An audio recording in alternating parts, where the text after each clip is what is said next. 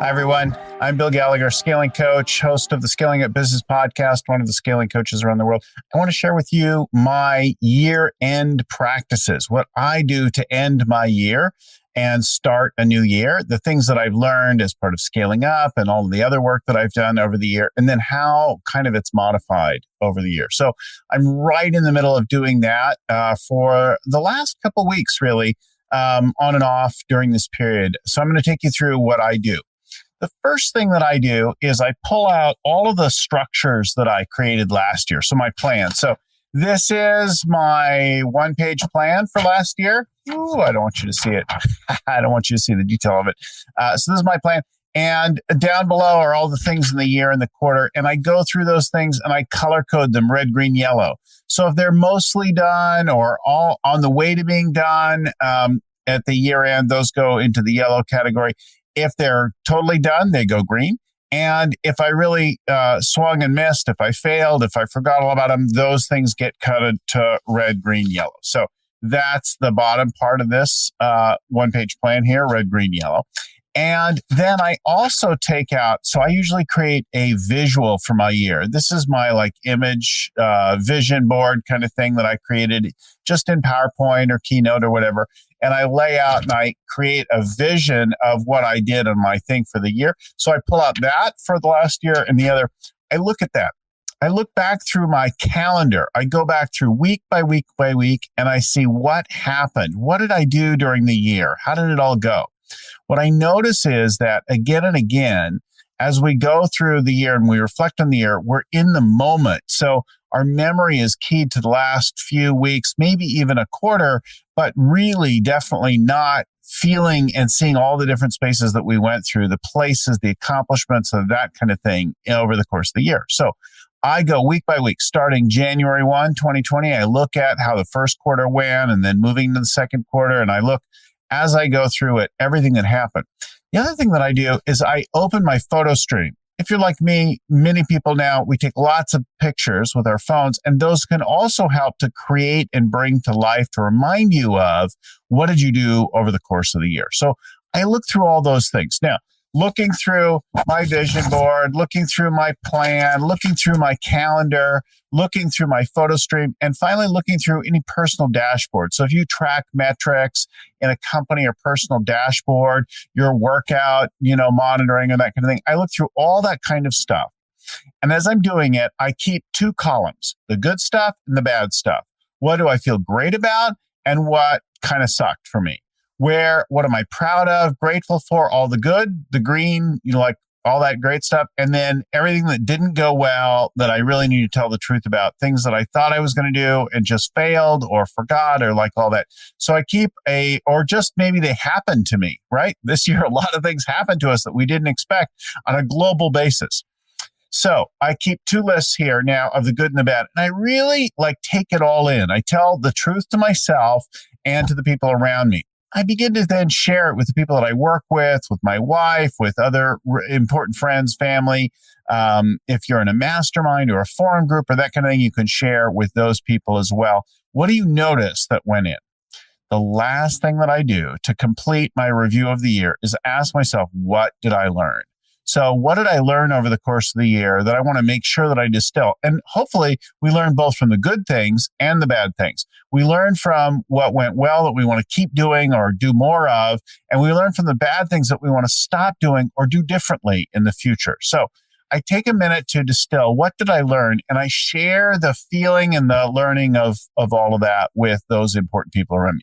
My wife, family members, forum mates, mastermind folks, key people on my team, that kind of thing. So that is kind of reviewing the year and taking stock of everything that happened. Then the next thing I do before I plan the new year is I ritualize the completion. So sometime around this year end, maybe before on New Year's Day, I put the year in the past. I say, okay, this year, right, as I record this now, it's the last day of 2020. We put 2020 in the past and we say that was that, and I let it go. All the good, the bad, and that kind of thing. And I let myself sort of be with all of it and ritualize it. Now you could do that like by tearing up a little piece of paper and casting it into some water, doing that in an environmentally appropriate way, or maybe burning up all your notes, that kind of thing. The point of this is not to lose your notes. It's great actually to kind of keep those things and be able to refer to them as you plan for the new year. But we want to create and sort of lock in that last year's done. It's never happening again. Now, some things from last year may happen again, but last year as it was whole and unique, and it's over. So having a time when we move from one period to the next, as we measure periods, right? It's all sort of artificial, and that helps us mentally to get to a clean slate. So I really want to get to a whole clean slate around the year and what lays ahead of me. Now, standing in kind of this fresh place of I let go of the old year. I cried about it. I laughed about it. I said, thank you. I was grateful for things, right? That whole world of it. Oh, by the way, new practice that I learned recently from Lynn Twist, former guest of the show, lovely human being, head of the Pachamama Alliance, the Soul of Money, all of that kind of thing, been a speaker at our summits and so on. Lynn Twist talked about taking stock of what we're really proud of and what we're grateful for. So being proud of the things that you did is all in that good column. And then being grateful for the things that came to you that you benefited from them. She also talks about what did we learn. I've been doing that one for a while. So distilling out what you learn and then bringing some gratitude to that can maybe help as part of your ritual practice to get to kind of this blank slate where it's a wide open, it's a new year, right? You want to begin to think about that. So with that in mind, then, I start to think about the future. I pick a particular time horizon. So I get a blank one of these. I put a link to this particular worksheet that I use, the one-page personal plan, my version of it for scalingcoach.com. So I put that version in the description. I'll put it in the comments as well so that everyone has a copy of that if you want that. So throwing it up in the comments right now. It's also in the description of this recording here. But in that, I start with a blank one and I pick a time horizon, 5, 10, 20, 30 years in the future, at least 5 years. Even if you're fairly young, pick a time horizon that's 5 years or more in the future. The most common one that I use is 10 years. From time to time, I will take that up a notch and I'll go out 20 or 30 years and pick a particular date, horizon, or whatever. But the minimum that I would do is 5 years. So now I think about myself in that 5-year forward period in a kind of a mini version of a vivid vision. We've talked about vivid vision, Jim Collins' term for a longer term picture. We've talked with Brian Scudamore about his process for that. For this one, I really want to settle first. Maybe you do some meditation, you go to an inspiring place, you just clear yourself, you get all in a good vibe. I like to do a body scan and some breathing work. So I'm really there. And then with my eyes closed, I imagine it's this future date.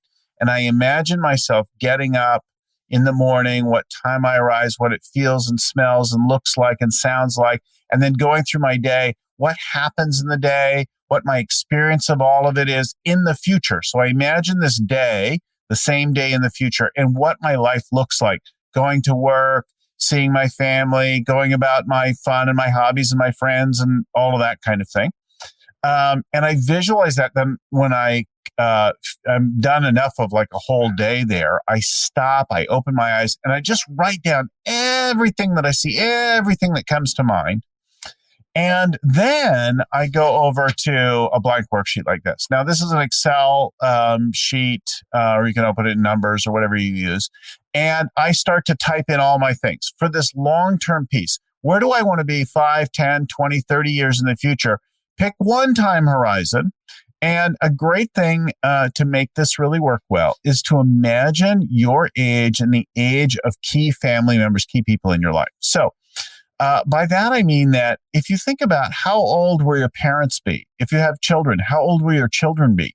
That creates a very specific picture of what you'll be dealing with at different life stages, in addition to your own age. It's often easier to see and imagine yourself when you imagine the people around you. We project ourselves forward and back in a very positive way, or negative for that matter. But there's always a certain amount of self-delusion in our own assessment. So if you think about the other people around you, what age they'll be, that'll help to create that picture of your stage of life. So thinking about that visualization, writing down all the things that I got there. Then I examine my life across these dimensions here. So, what's my relationship like? What do I do with my family and my friends? What are the achievements that I've had in my professional life and in my health? How am I doing in terms of my spiritual or purpose-centered kinds of things, that sort of enduring and eternal kind of stuff? What are my rituals and hobbies? What are the regular routines and things like that that are part of my every year? And then wealth and security. And in wealth and security, I find it's not so helpful for most people to pick a number because most of us aren't super motivated by abstract things like numbers. But if you translate a number into a quality of life, your home is paid for, you've upgraded this, you have so many years of continuous income, or you have a certain level of income available to you. Think about what it buys you in terms of time, the wealth that you created, rather than X million dollars or whatever your particular goal may be. So now, with that long-term thing in mind, now we can begin to think 1 year out. So if I'm planning this, and I'll be doing mine, I haven't yet finished my whole plan for the coming year for 2021. But over the coming couple of days, I will finish up my 2021 plan. Now, with the long-term thing set in and written out in some sketch form, and then with some alignment and sharing with my partner, or other important people in my life. So I always share my long-term vision with my wife and partner, and I may share aspects of it with other people, like family members, kids, parents, that kind of thing. Whatever's relevant to them. Not everybody wants to hear all of your hopes and dreams, but I'll share the relevant pieces with that. Make sure people are aligned, incorporate any feedback like that. Now, with that in mind, I will create a detailed plan for the coming year. Where do I want to be? What do I want to accomplish? What activities do I want to do by this time next year? So I'll lay out then in the middle of this form what's coming up in the year ahead that I envision. And then from that, I'll break down. So what do I need to get started? What are the actions I need to get started or start or stop doing in the coming year? So maybe you're going to stop eating ice cream every night, or maybe you're going to, I don't eat it every night, but I do love ice cream.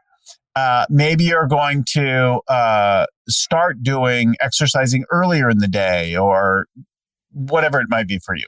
You're going to start a new hobby, or you're going to book in a date night, or you're going to start managing your finances differently, or you're going to start reserving cash for your taxes earlier, whatever the case may be. You're going to build in new habits for the next 90 days that will kick off your year and help you get to the year end. So that's the plan. Long term, 1 year, and then the 90 days. And we break all that out in this detailed thing, the one-page strategic plan. And that's really helpful. Then we can keep this alive in a couple of different ways. We can, if you want to do like I do, you can create a visual collage. Like, hey, take some of the key elements. I go to Google or wherever I want to find images, and I start throwing images, and then I organize them in a pleasing way. And I print out a slide or a page with my vision for the year ahead and what do I want to accomplish. And I stick that around. I stick it in my office. I stick it in my bedroom, bathroom, places like that, where I'm going to see it on a regular basis. And just remind me subconsciously about what I'm creating for the year in a very subtle way. So I'll look at this in the background all the time. And then the plan I'll review every month and every quarter with the people in my life, with my mastermind, my forum group, that kind of thing. I'll look at how I'm doing in the year, and I'll see what corrective actions I need to take. You might even do more. I know some people that look at their plan every week and true up to it. And some of those people accomplish a lot more than I do in my goals. So the more that you sort of truing up to this plan and correcting your actions and seeing where you're getting off track, really looking forensically at how you get led astray, can make a difference. I find I do enough of this plan. I check in monthly, quarterly. I've done enough, and I moved it along, and I accomplished the vast majority, not everything that I set out to do. And certainly this last year was a reminder. Many of the things that I set out to do in 2020 got waylaid by the particular situations of 2020, which were unique, except every year is a little bit unique. 2020 was unique in a common global fashion and highly disruptive, but it also accelerated things. As I look over this last year, many of the things that I wanted to accomplish this last year didn't happen at all. But some of the things that I'd set out for 3 and 5 years in the future actually happened this year. So they got moved up with the pressures of moving all online, accelerating the way that we work. Anyway, there you go. So the one-page personal plan is in the description and the comments there below. I hope that's useful to you. Thanks again for listening, for watching. My name's Bill Gallagher, scalingcoach.com. Thanks. Bye-bye. Happy New Year, all.